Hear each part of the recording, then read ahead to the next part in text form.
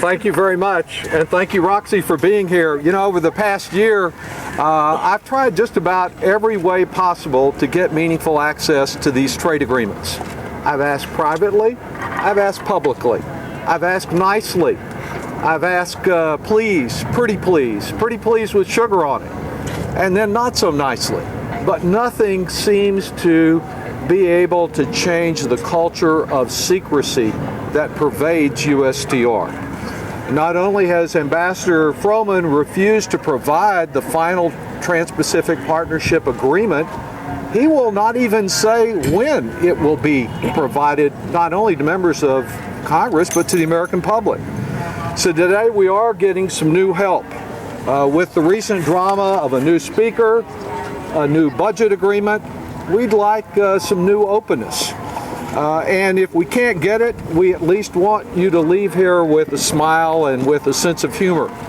TPP is not a laughing matter, but we do need to try to smile through all the challenges that we've been faced with. I believe having a secret TPP tracking dog, a Bloodhound, will help us follow the smell here. And there is a smell about this agreement and all the secrecy.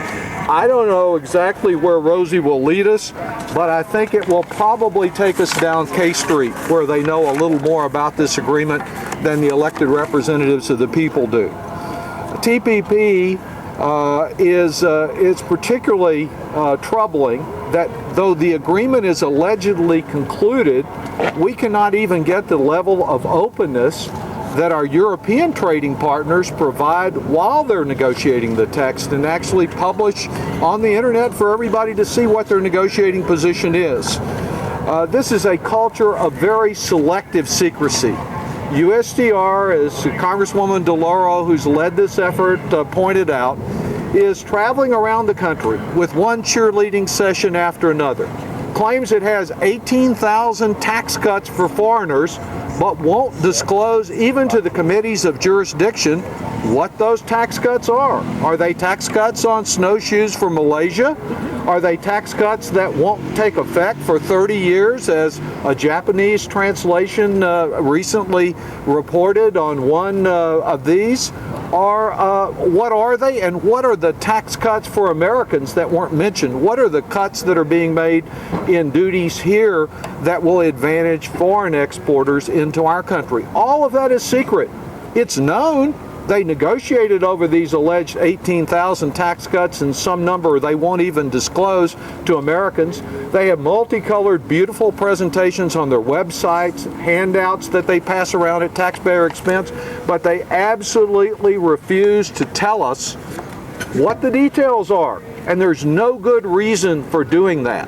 And so we appreciate Roxy being here, ready to sniff out this odor that surrounds TPP and give us a new way of raising this issue. We will not yield on the determination to get this information open and available for the American people. So whether you're for or against it, whether you supported trade as I have in the past or opposed it, you can see what's there and make your own judgment.